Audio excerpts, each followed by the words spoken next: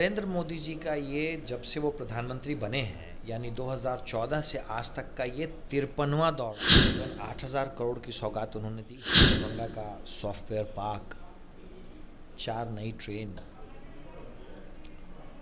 नई सड़कें। नरेंद्र मोदी जी आए थे, डायरेक्टली 8,000 करोड़ की सौगात बिहार के विकास के लिए उन्होंने दिया। 14 से अभी तक इन 11 वर्षों में माननीय नरेंद्र मोदी जी ने बिहार को तकरीबन 15 लाख करोड़ रुपए दिए हैं। 15 लाख करोड़। 4 से 14 तक उस समय के तत्कालीन प्रधानमंत्री मनमोहन सिंह जी बिहार मात्र एक बार आए। बिहार के लिए केंद्र ने जो मदद दी, जो सौगात दी, वो थी मात्र 2 लाख करोड़। इसलिए ज़रूरी है बिहार में डबल इंजन की सरकार। विधानसभा चुनाव है, ऐसे में प्रधानमंत्री नरेंद्र मोदी एक बार फिर से बिहार में कदम रख चुके हैं। मोतिहारी आए हैं, मोतिहारी के लोगों को सौगात देने पहुंचे हैं।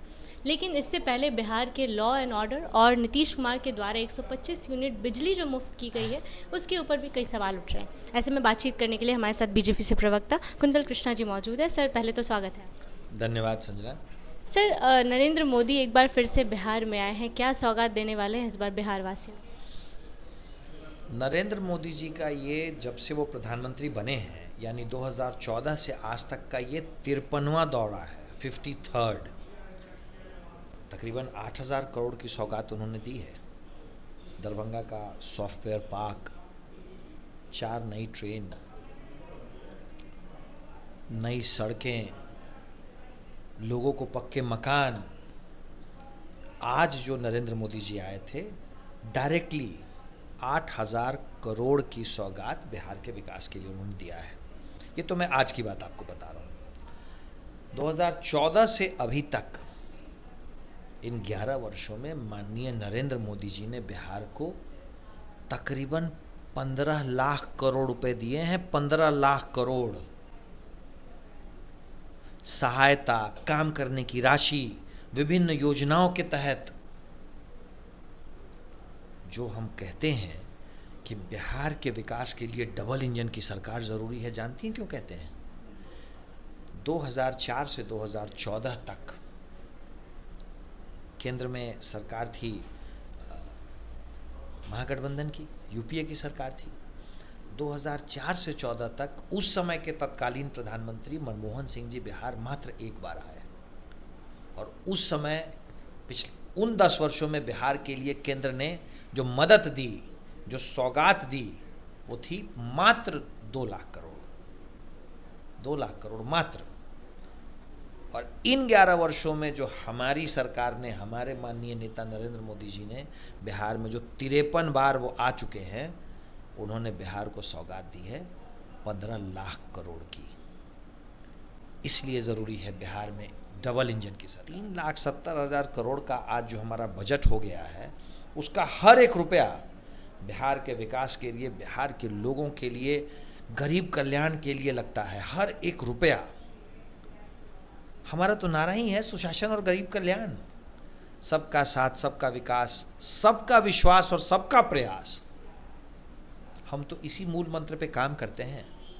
इसीलिए बिहार में ज़रूरी है डबल इंजन की सरकार। बिहार विकास के तरफ बढ़ रहा है। अब 2005 में जो हमें बिहार मिला था, वो तो बर्बाद बिहार था, कुछ था ही नहीं बिहार में। लालू प्रसाद यादव ने तो बिहार की आत्मा तक को निचोड़ लिया था। उस बिहार को आज हम लेकर के बढ़े हैं, और 2025 में आज हम एक ऐसी जगह खड़े हैं जहां बिहार विकास के स्पेस शटल की उड़ान को तैयार है। ये तभी संभव हो पाया जब बिहार में डबल इंजन की सरकार है। 2014 से 11 वर्षों में ये जो 15 लाख करोड़ रुपए दिए नरेंद्र मोदी जी ने, इससे पता चलता है कि नरेंद्र मोदी जी के, हमारे माननीय प्रधानमंत्री जी के करीब है बिहार और बिहारी। वो जब बिहार आते हैं ना, तो किसी राजनीतिक कारण से नहीं आते हैं। बिहार से उनका दिल का रिश्ता है। हमारे माननीय प्रधानमंत्री चाहते हैं कि बिहार विकास करे, इसलिए वो बिहार आते हैं, और जब आते हैं तो हमें कुछ सौगात देके जाते हैं। सर, लेकिन आपने कहा कि बिहार विकास की ओर जा रहा है, विपक्ष कह रही है कि बिहार जंगल राज की ओर जा रहा है। पिछले कई दिनों से जो आपराधिक घटनाएं बिहार में बढ़ रही है, कल भी पारस हॉस्पिटल जैसे इतने बड़े हॉस्पिटल में अपराधी घुस के किसी को गोली मारकर हत्या कर देते हैं, ऐसे में कैसे बिहार विकास करेगा? जंगल राज की तरफ बढ़ रहा है, ऐसा विपक्ष कह रही। देखिए, बिहार विकास की तरफ ही जा रहा है।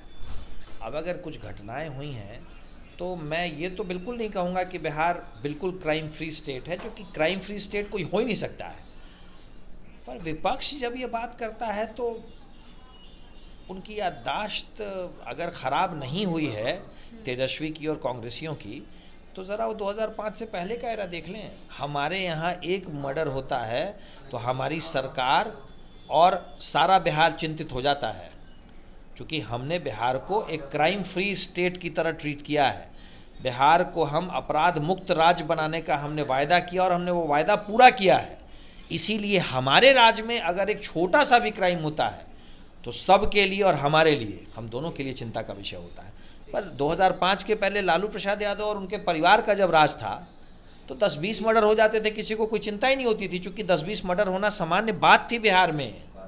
आज वो सामान्य बात नहीं है। आज एक क्राइम होना भी हमारे लिए असामान्य घटना है और हम उस पर चिंतित हैं। कल पारस में जो हुआ, वैसे तो देखिए जो मृतक है वो भी उम्र कैद की सज़ा काट रहा है, वो भी दुर्दांत अपराधी था। जो अपराध करता है उसका अंत इसी तरीके से होता है, जेल में मरता है या गोली से मरता है। पर जो उसे, वो अपराधी को भी जो लोग मारने आए वो भी हमारे लिए अपराधी है।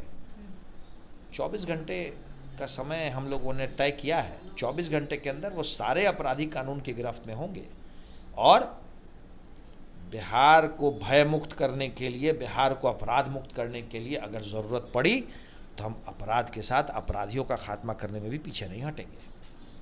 बिल्कुल स्पष्ट बात है संजना जी। मैं चाहूँगा कि मेरे इन शब्दों को आप बार बार अपने चैनल पे, अपने प्रोग्राम में रिपीट करें।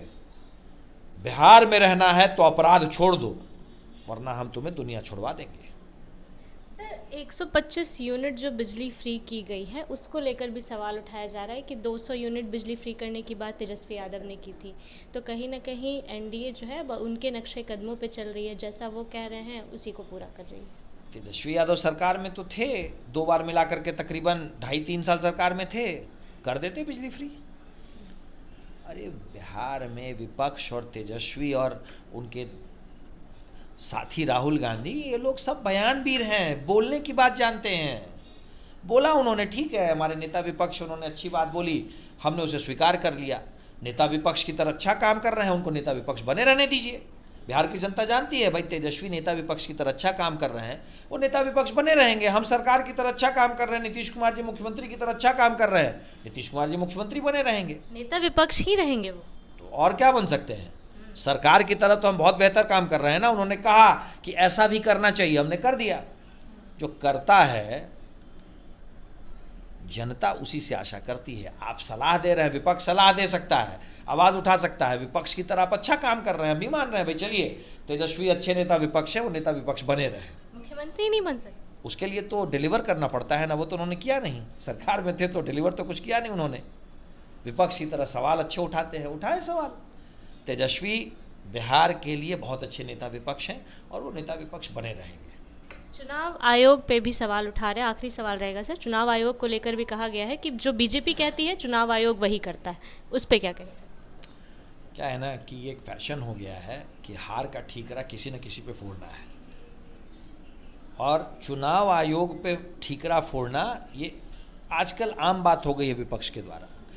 जो भी चुनाव ये इनको समझ में आ जाता है कि हम बुरी तरीके से हारेंगे, पहले से ही माहौल बनाने लगते हैं। यही चुनाव आयोग है जिसने अभी लोकसभा के चुनाव करवाए और उसमें यूपीए लगभग दुगुना सीटों पे आ गया। तब तो सवाल आपने नहीं उठाया, तब चुनाव आयोग हमारे कहे पे काम नहीं कर रहा था। झारखंड में यूपीए आ गई, तब चुनाव आयोग हमारे कहे पे काम नहीं कर रहा था। तमिलनाडु में, कर्नाटका में जहाँ पे आप जीतते हैं वहाँ पे चुनाव आयोग हमारे कहे पे काम नहीं करता। और जहाँ पता है कि हम हार रहे हैं, बिहार में चूँकि तेजस्वी को पता है, विपक्ष को पता है कि राजद तो 1 अंक में सिमट जाएगी, राजद 9 से 10 नहीं पहुँच पाएगी और पूरा विपक्ष 20 सीटें भी नहीं ला पाएगा। 20 सीटें भी मैं ज़्यादा कह रहा हूँ, चूँकि एनडीए 225 सीट लाएगी ही लाएगी, कम से कम। विपक्ष को पता है। सरकार बनाने का ख्वाब देख रहे हैं सर? ख्वाब देख रहा हूँ। आप नहीं, विपक्ष सरकार बनाने का ख्वाब देख रही है, कह रही है सरकार तो बनाएंगे। 15-20 सीटों पे सरकार बनती हो बिहार में तो बना लेंगे। 15-20 सीटें आएंगी बस सरकार बनाने का ख्वाब देखते होते ना तो चुनाव आयोग पे वो ठीकरा नहीं फोड़ते। जहाँ उन्हें लगता है कि हम जीत सकते हैं वहाँ चुनाव आयोग उनकी निगाह में अच्छा काम करते दिखता है। आप बता देता हूँ मैं आपको, जहाँ कर्नाटका में उनकी सरकार आ रही थी, चुनाव आयोग पे कोई सवाल उठाया क्या? झारखंड में कोई सवाल उठा? कुछ नहीं उठा। चुनाव आयोग पे अगर वो सवाल उठा रहे हैं संजना, तो मान के चलिए कि तेजस्वी को पता चल गया है कि वो बुरी तरीके से चुनाव हार रहा है। बहुत बहुत धन्यवाद सर हमसे बातचीत करने के लिए। हमारे साथ कुंतल कृष्णा जी मौजूद थे, जिन्होंने इस साल के विधानसभा चुनाव को लेकर, और क्योंकि प्रधानमंत्री इन दिनों बिहार दौरे पर लगातार आ रहे हैं, उसको लेकर बिहार के लॉ एंड ऑर्डर पे सवाल उठ रहे थे, उनका भी जवाब दिया है। बाकी इस वीडियो को लेकर आप उनकी बातों से कितना सहमत है, अपनी राय कमेंट बॉक्स में ज़रूर दें। अभी के लिए इतना ही। ऐसे तमाम खबरों के लिए बने रहिए हमारे साथ, देखते रहिए द पब्लिक पॉइंट्स। धन्यवाद।